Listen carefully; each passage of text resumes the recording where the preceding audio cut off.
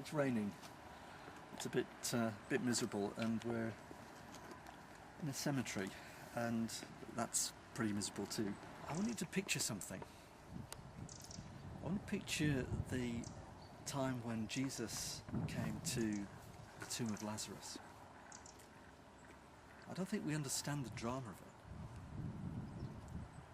I don't want to be disrespectful, and I'm conscious that this is a very solemn place, and many of you will have experienced times of great sadness and mourning as you have come to say goodbye to people that you love. And Jesus did the same thing. His best friend had died, and 4 days ago they buried him. Can you imagine coming to pay your respects to someone who you loved, and who your friends were disappointed had died because you could have healed him? And you come to one of these graves, and it's not like these. It's still got the fresh earth. It's not settled yet. The tombstone hasn't been put in place yet. It's just 4 days ago. And Jesus comes and he weeps. Well, that's natural. But what he does next is not natural, is not normal, and is utterly shocking. Can you imagine it? He says to the crowd that's gathered, I want you to dig up the grave. I want you to pull up the coffin and take the lid off. Can you imagine that? You see, death is final, isn't it? Before that, there's always that moment of hope. There's always that possibility. But death, that's it. And he's being buried. And there's the evidence. The grave is there. The earth is covered. They've said the prayers. They've said the words. They've sung the hymns. They've had the memorial. They're beginning the process of grieving. And Jesus comes and says, dig it up. Death doesn't have the last word here. And they're appalled, just as you would be. But you know what? God is bigger than death. And Jesus goes to that tomb, and here's what he says. Roll away the stone. Roll away the stone.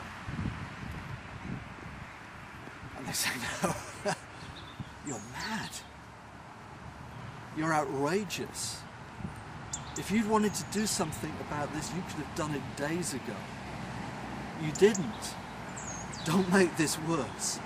Don't for 1 minute think that we're going to roll that stone away, dig up that coffin. You're mad.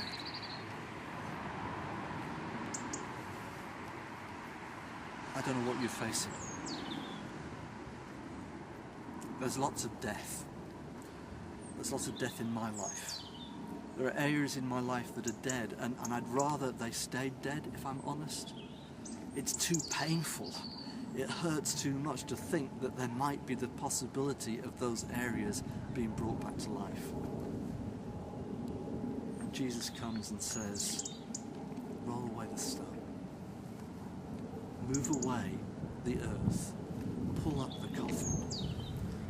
Death doesn't have the last word here. And Jesus went with Jairus, and his daughter, his 12-year-old daughter, had died. And Jesus says to Jairus, just keep believing. Death doesn't have the final word here. And they went into the house. And Jesus said to the little girl, get up. And Jesus cried out into the openness and the darkness of that tomb with the stone rolled away, and everybody appalled. And he said, Lazarus, come out. And it sounded like he was talking to his friend. He's shouting to his friend in another room, hey, come and see this. But he wasn't. He was talking to a man who had been dead for 4 years, and they'd brushed away the soil, and they'd pulled up the coffin, and they'd taken off the lid, and everybody was appalled. And the man gets up and comes out and is alive. And Jesus said this, I am the resurrection and the life. He that believes in me, even though he was dead, yet shall he live. And I need courage. I need courage to look at some of the dead bits of my life. Some of the bits that died years ago. Some of the bits that I've ignored. Some of the bits that I have just kept dead behind the rolled stone. And I need the courage to hear Jesus say these words to me. I am the resurrection, David. I'm the life. Death doesn't have to have the last word here. I don't care how old you are. I don't care how dead that is. I don't care how long ago it was. I'm the resurrection and the life. Believe in me. It can yet be alive. Well, you know what? It's raining. But there are roses here. And those roses represent something of life.